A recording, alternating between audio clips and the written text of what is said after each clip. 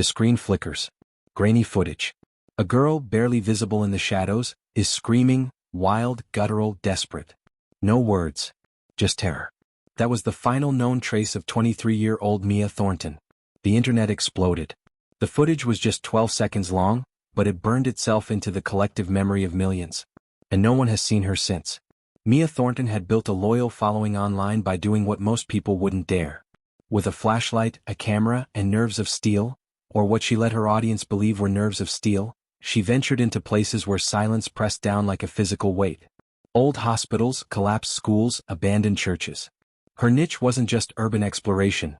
It was risk, mystery, and the eerie thrill of standing somewhere long forgotten. But for all the dust-covered hallways and creaking floorboards she had wandered through, nothing came close to what she walked into on her final night. It started with a message. Not a comment, not a DM, but an email. No subject line. No signature. Just 2 lines, Red Pines. Coordinates, 46.6149 degrees north, 112.0365 degrees west. Don't go alone. The address had no previous messages, no user icon, no traceable profile. But for someone like Mia, constantly hungry for content that would spike engagement, it was a spark. She plugged the coordinates into her phone, and to her surprise they pulled up a location nearly 30 minutes outside Helena, Montana, far off any major roads, surrounded by nothing but thick pine forest. Google Maps showed no building, just an old access road choked by overgrowth. Curiosity took over. Mia did some digging, reaching out on forums, hunting through property archives, and finally landed on something obscure. Red Pines Psychiatric Facility. The name alone sounded like fiction, something from a horror movie, but it existed. Or had once. According to one dusty, decades-old record she found on a local historical preservation site, Red Pines was shut down in 1974 after a series of unexplained patient deaths, fires, and what the report ambiguously labeled internal mismanagement. But deeper in a thread on an abandoned architecture board, someone had shared a grainy black and white photograph from 1968. The photo was labeled, Red Pines Medical. It showed a squat, brutalist-style building tucked into the trees, half obscured by fog. The caption read, closed after disappearances. Locals say it's cursed. That was all Mia needed. She announced the new location on Instagram with a deliberately vague post. A blurry still of a dirt path and the caption, Ghosts aren't real, right? Going live at midnight. Her comment section erupted with a mix of thrill and concern. Longtime followers warned her to be careful. A few begged her not to go. But Mia had built her brand on pushing forward when others wouldn't. This was content gold and she knew it. She packed her gear, a shoulder-mounted flashlight, her phone, a backup power bank, and a small tripod. She kept her camera equipment light. Mobility was more important than fancy visuals for this one. According to her plan, she'd arrive just before dark, get a feel for the surroundings, and then go live once the sun had dipped completely below the horizon. Her last text message, sent to a friend around 7:40 p.m., simply read, getting close. If I don't text in 3 hours, call someone, grinning face with sweat.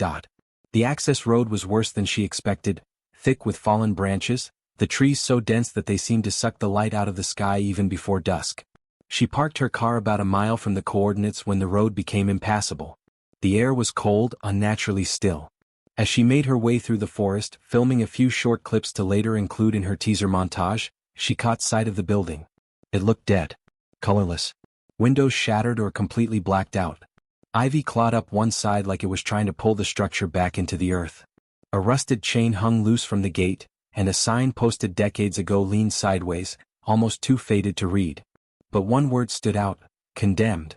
Mia filmed herself standing in front of it, forcing a shaky grin. This is probably a terrible idea, she whispered to her phone, but here we go. What she didn't know, what no one watching her later footage could fully understand, was that Red Pines wasn't just abandoned.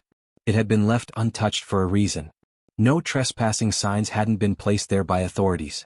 They had been nailed up by people who had lost others, friends, siblings, who went in and never returned. Inside, the air was heavy with mold and the scent of rotting wood. The moment she crossed the threshold, her flashlight flickered for the first time.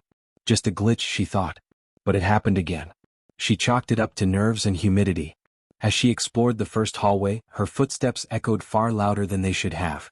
The walls bore strange markings, scratched words and symbols she didn't understand. One door had the word repeat, scrawled into it again and again.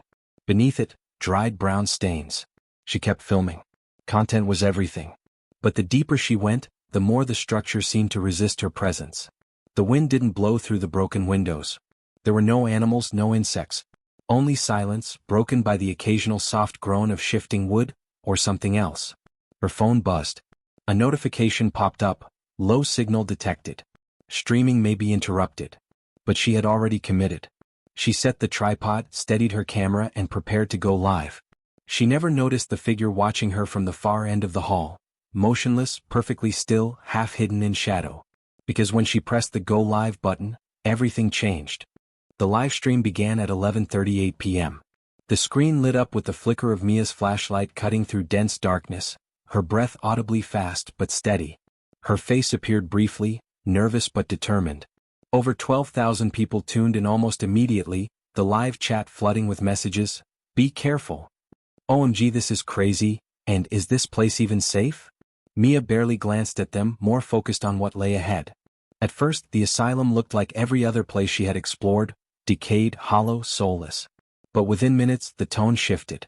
She walked through the front lobby where patient records lay scattered across the floor.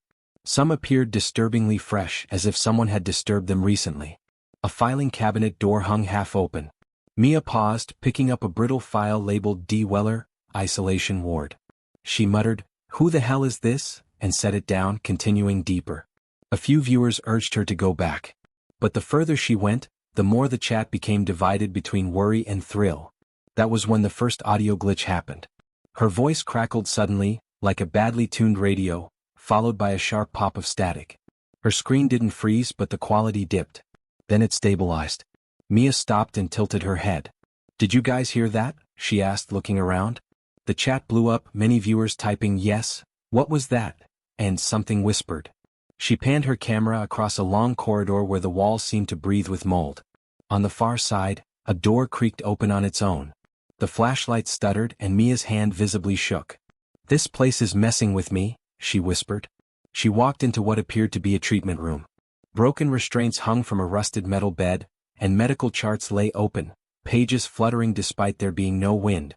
"I swear to God I just felt something touch my arm," Mia muttered. Her viewers noticed, her body language changed. She was no longer in explorer mode, she looked hunted. The flashlight beam danced around the room as she tried to regain her composure. 10 minutes in, the temperature seemed to drop.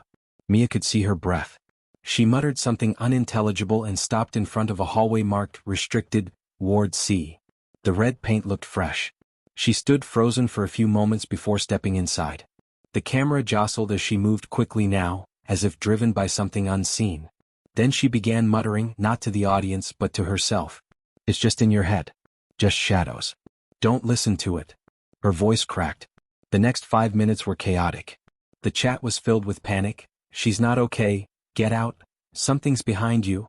Mia's camera caught a flicker of movement at her 6 o'clock, a pale hand pulling back behind a doorframe. But she didn't turn around. It's unclear if she even saw it. Then her demeanor shifted. She stopped abruptly and stared at the wall. Her breathing slowed. I can't leave.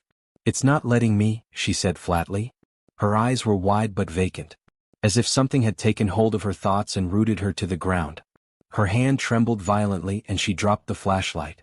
For a few seconds the camera pointed straight at her face, lit only by the phone screen. She looked directly into the lens and whispered, "It's been watching me the whole time."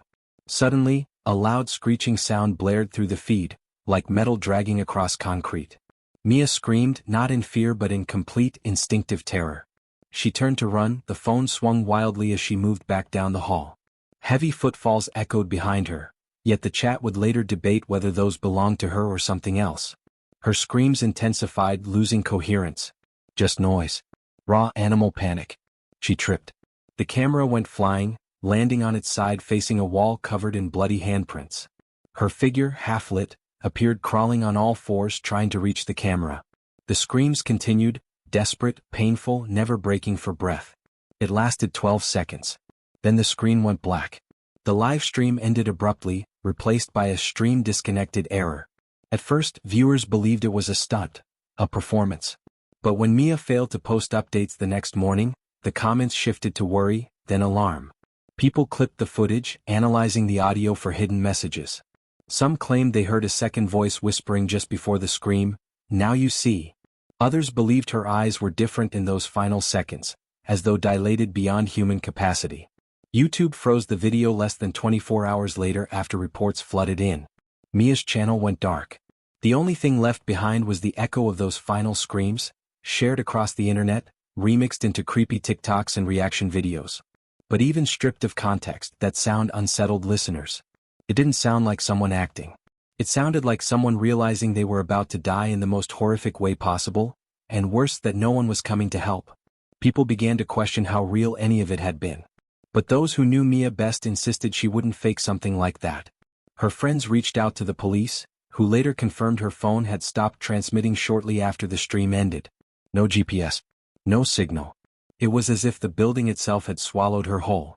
ChatGPT said. It didn't take long for the live stream to be pulled from the platform. Viewers who had been watching it live couldn't believe what they had seen.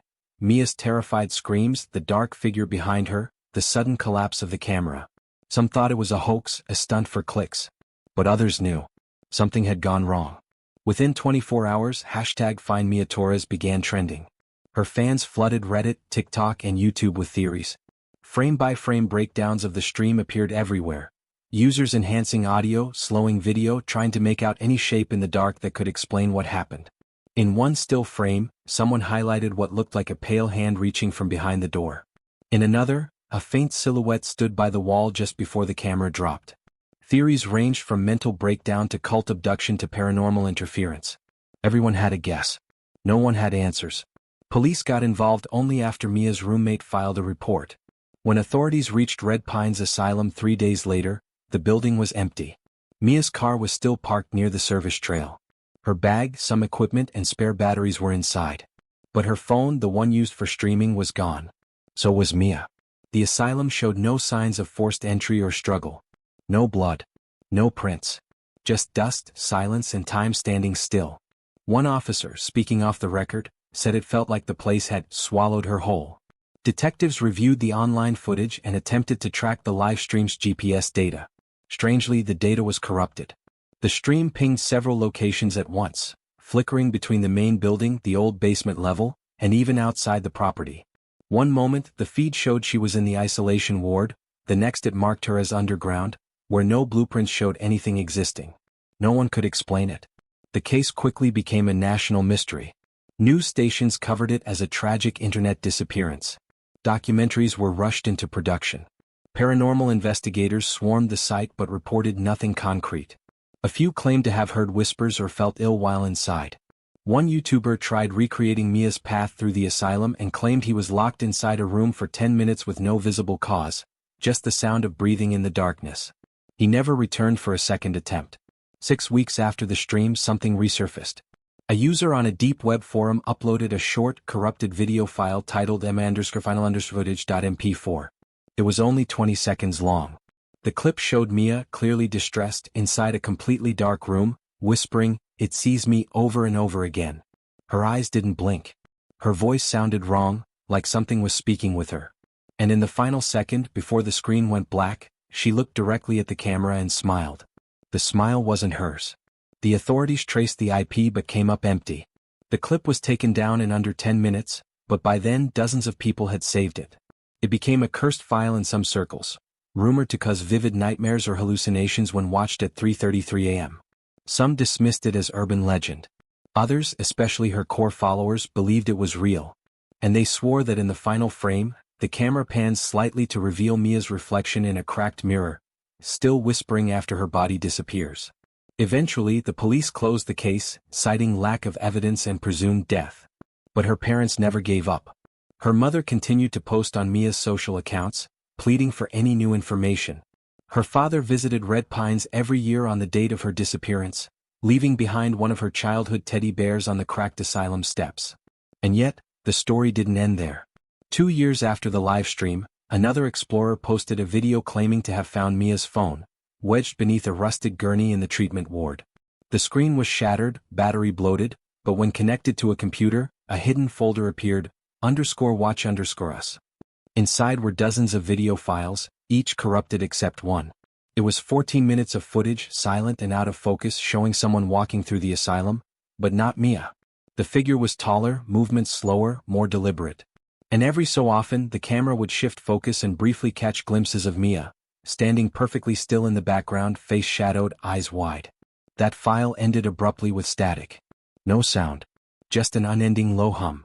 To this day, no one knows if Mia is dead, alive, or trapped in something we don't understand. But one thing is certain. The story of Mia Torres has outlived the girl herself. It became something more than a disappearance.